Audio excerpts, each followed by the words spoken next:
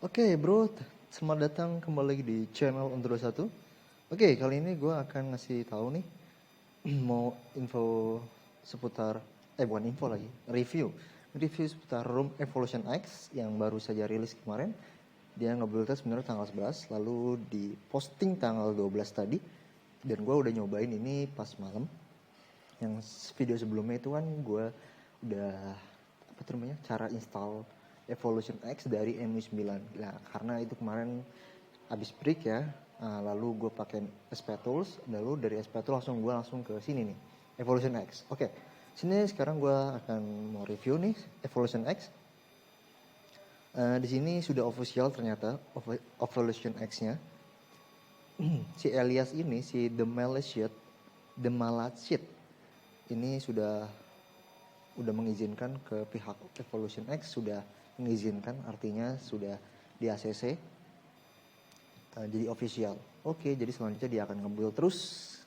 Oke. Dan di sini cukup menarik menurut gua. Di Evolution X ini pertama udah termasuk bagus ya menurut gua. Di sini apa namanya ya? Smooth, dibilang smooth sih nggak begitu smooth sih, cuman stabil aja gitu. Smoothnya nggak terlalu licin juga, nggak ya nge-lag juga enggak, nggak terlalu smooth juga. Ya pokoknya sedang tapi stabil gitu. Menurut gua ya. Jadi silakan dicoba aja kalau bagi Anda yang ini. Nah, di sini gue mau ngasih tahu reviewnya. Pertama gue mulai dari key Astel dulu. Nah, di sini key Astelnya sudah termasuk banyak ya. Yang paling gue depan di sini ada Reboot Tools. Nih, gue biasa selalu kalau nge-review itu di bagian key Astel dulu. Karena di sini fitur-fiturnya menarik ya menurut gue. Ada hands up, ada drag time. Jadi kalau tinggal di klik drag time dia akan otomatis langsung menjadi hitam gitu temanya. Lalu di sini ada kafein. Nah, ini kadang gue suka aktifkan kalau misalnya lagi chat, gue aktifkan ya. Jadi kafein paling 5 sampai 10 menit ya kan. Tergantung, sesuaikan aja. Lalu di sini ada gaming mode yang sering gue pakai juga kalau main game. Jadi kalau saat diaktifkan dia akan ngeblok misalkan notif atau pokoknya notif lah intinya. Notif masuk dia nggak akan mengganggu gitu. Itu sama aja kayak hands up. Hands up-nya bisa dimatiin. Nih kayak gini. Si hands up ini. Lalu ada apa lagi ya? Ya paling itu aja sih. Oke, tuh. Di sini NFC-nya belum ya, belum bisa. Mungkin next dia developer akan ngembangin lagi karena baru kemarin VoLTE sudah support ya di room POSP dia sudah support VoLTE. Jadi mungkin yang bagi Anda yang pakai smartphone udah bisa. Oke, sekarang lanjut di bagian setting.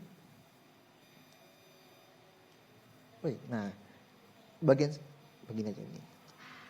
Di bagian setting kita lihat di bagian baterai. Ya, di sini ada baterainya seperti ini.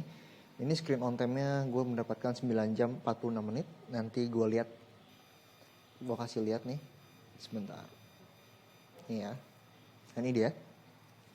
18 jam itu kemarin apa sih namanya? Last yang terakhir semalam tuh pas lagi flash SP Tools itu udah full. Jadi 18 jam gue udah nyobain. Coba main AoV, main PUBG, dan gue beberapa install Google Cam, contohnya Pixel Cam Plus. Di sini berjalan dengan oke, ya, tergantung config-nya. Sesuaikan saja. Banyak Gcam, Google Kamera yang punya variasi yang tersendiri, yaitu bro.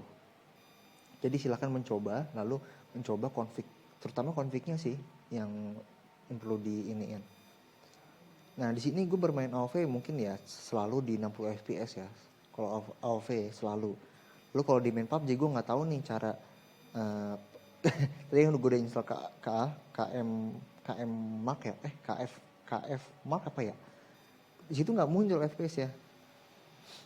Di saat-saat terakhir juga saat-saat terakhir itu main PUBG tadi di ruang terbuka itu cukup stabil, nggak nge-frame, tumben sih itu tumben.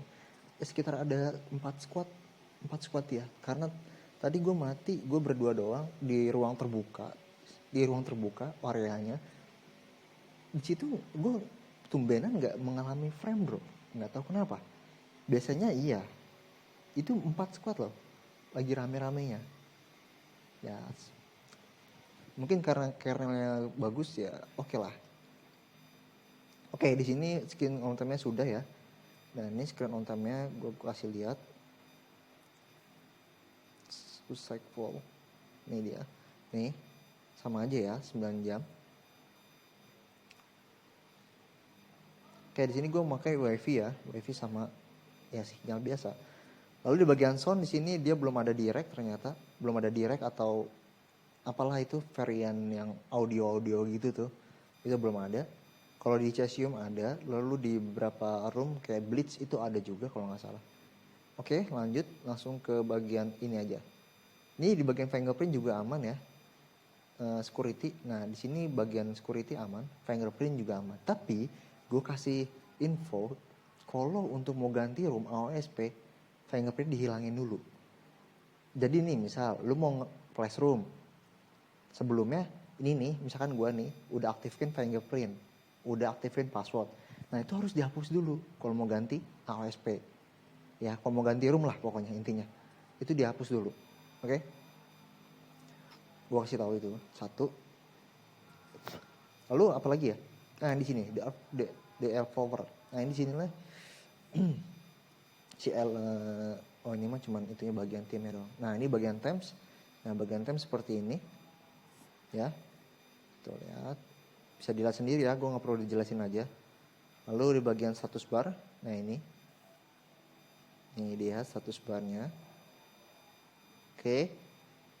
Nah, oke, sip. Nah, lalu di bagian ini baterai barnya. Nah, ini baterai barnya gue di bagian bawah. Kalau di Asian room itu lebih apa ya? Lebih banyak pilihannya. Kalau nggak salah di sini ada status bar, ada navbar, di bawah juga ada, di bagian header juga ada. Nah, nggak tahu lah itu. Pokoknya lebih banyak di Asian. Cuman ini oke lah. Jadi garisnya tuh kelihatan ya, misalnya 7% itu udah merah, itu bisa diakalin. Nah, ini baterai colornya bisa lu atur ya, sesuaikan aja. Lalu di bagian color label, lah ini sih ya biasa lah ya. Nah, ini network traffic, speed internet ya. Ini buat itu keduanya, jadi upload dan download. Atau bisa di-combine. Tuh. Dinamik kayak gimana dinamik? Gue belum tahu nih dinamik. Oke. Lalu ada apa lagi? Ini ya di sini ada rounded corner. Jadi misalkan ente di bagian icon baterai atau di bagian jam itu ngumpet atau nggak kelihatan, ketutupan dengan header apa sih lekukan-lekukannya, itu bisa diatur di paddingnya nih, extra padding. Sesuaikan dengan kalau minimal sih sekitar 3 ya, 3 atau sampai dengan 5 lah. Jadi nggak terlalu terlalu dekat banget, terlalu menjorok ke dalam. Jadi 3 sampai 5 lah atur ya. Oke. Nah, di sini pengaturannya. Lalu di bagian status bar item oke lah, itu biasa. Nah, di sini ada baterai stylenya seperti ini. Ada circle, ada text, ada hidden. Nah, ini biasa gue text doang. Jadi gue yang simple aja. Sama paling di bagian logo doang tuh, logo iconnya, logo room. Nah, oke. Lalu di bagian notification. Nah, di sini notificationnya dia belum ada ticker. Gue kadang pakai ticker sih. Biasanya gue pakai ticker. Bukan ticker buat duduk ya, bukan buat tidur ya. Ini ticker, notifikasi ticker. Biasanya gue pakai itu. Nah, ini dia notificationnya, ada hands up dan lain-lain. Oke, lalu lanjut di bagian quick setting. Nah, di quick setting ini ya bagian pengaturan di sini, bagian pengaturan sininya gitu. Oke, lalu di bagian ini ada presentasi.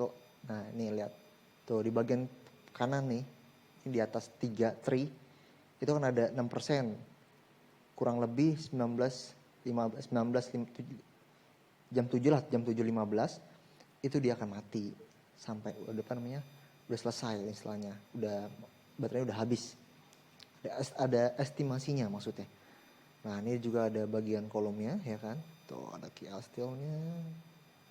Lalu di sini tapi nggak ada headernya, ada biasanya ada apa sih namanya, header, ada image, ada custom. Tapi di sini nggak ada. Di ASEAN kalau nggak salah ada, lengkap di ASEAN kalau nggak salah. Di Bliss juga ada, di Bliss kalau nggak salah ada. Nah, lo di bagian power, menu. Nah, ini biasanya gue aktifkan advance restart. Tapi nggak juga, nggak apa-apa. Ya, seperti ini ya, kalau power.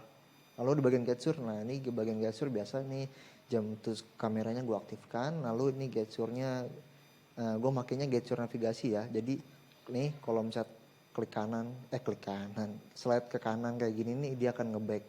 Gue biasanya kayak gitu. Gue mau ngebiasain seperti itu. Biasanya gue dulu pakai button seperti ini. Tuh, pakai button seperti ini udah biasa. Cuman ada beberapa gue nggak full gitu aplikasinya, jadi gimana gitu, nggak enak tuh. Jadi gue pengen biasain pakai gesture. Jadi kelihatan lebih full screen gitu. Lalu di bagian ini touch gesture-nya ya ini biasa gue matiin ya. Lalu di pala ini status bar. Nah di sini status barnya double tap to wake. Ini gue double tap to sleeping. Di bagian status bar dia akan mati. Tapi gue on if. Kalau nggak salah di bagian display tadi sudah support double tap to wake. Jadi misalkan itu tinggal di double tap aja layarnya, dia akan menyala gitu bro. Oke, di bagian lock screen seperti ini ya, ada fingerprint authentication, ada charging info nih, charging info, lalu ada dan lain-lain lah, bisa ente lihat sendiri ya. Kayak di sini yang gue paling suka adalah music visualizer. Jadi misalkan gue nyetel musik, nah di saat lock screen dia akan ada seperti instrumen yang berjalan gitu bro ya. Jadi gitu deh, jadi lebih keren. Biasanya gue pakai itu. Lalu di bagian navigasi, ya bagian navigasi sama yang kayak tadi ya. Tuh.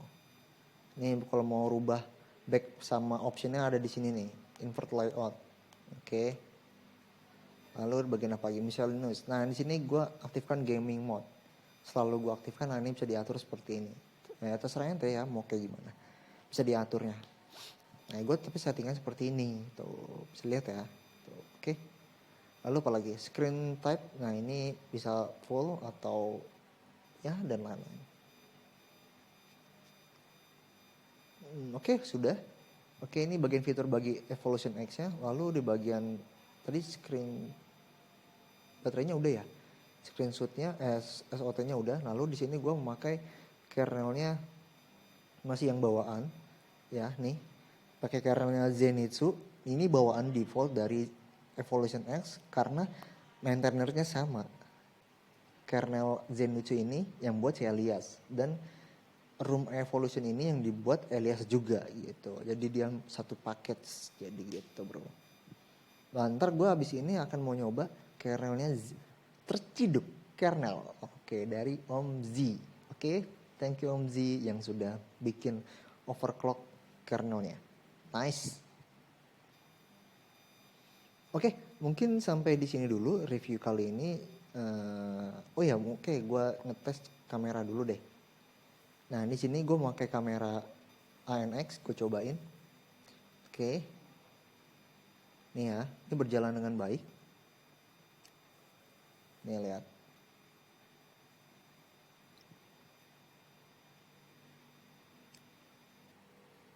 Lalu ngetes Google Kamera Pixel yang tadi. Nah, ini pakai Pixel. Coba gue load. Pakai punya config si siapa ya? Nih coba MTX high quality update. Oke, kita jepret contoh saja. Ini aktifin dong. Nah, oke.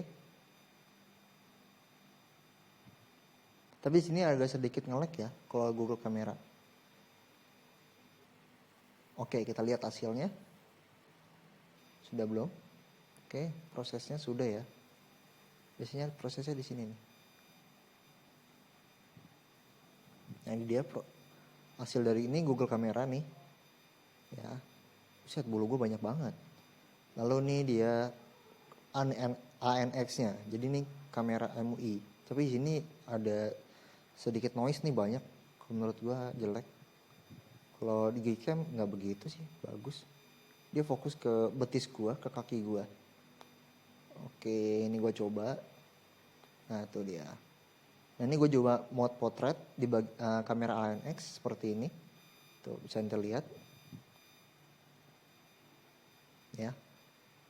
Ini gue ngetes malam hari jam 2 malam kalau nggak salah. Jam setengah 1, jam 1-an deh. Jam 1 lebih berapa gitu lah. Pas mau nonton bola, di sini nggak ada bintang, ya udah akhirnya bobulan gue shoot aja, cobain. Nah ini foto saat malam hari, pakai blitz ya, pakai lampu. Nah ini, silahkan ente nilainya gimana ya, monggo silahkan. Cuman ini bagus kok menurut gue, foto malam harinya, sinkron gitu. Nah tapi kalau pakai ANX ini lebih jelek. Jadi apa ya, warnanya tuh nggak sama kayak yang hasil gue lihat itu. Warnanya lebih apa ya, lebih pudar. Ini mungkin karena blitznya kurang sinkron atau gimana, gue nggak tahu. Tuh, cuman kayak yang ini bagus, merahnya pas. Kayaknya tapi yang gue lihat secara mata gue lebih merah lagi deh. Kalau ini merahnya tuh lebih ke oren-orenan gitu. Cuman oke lah menurut gue. Oke, sampai di sini dulu ya. Ini review dari kameranya. Jadi pakai Google Kamera bisa. Oke, ini pakai Google Kamera bisa. Pakai ANS juga bisa, yang versi 184 ya. Versi 184. Lalu apa lagi? Oke, udahlah sampai di situ dulu review kali ini Evolution X ya. Semoga bermanfaat. Salam sinyal teknologi. See you again. Stop.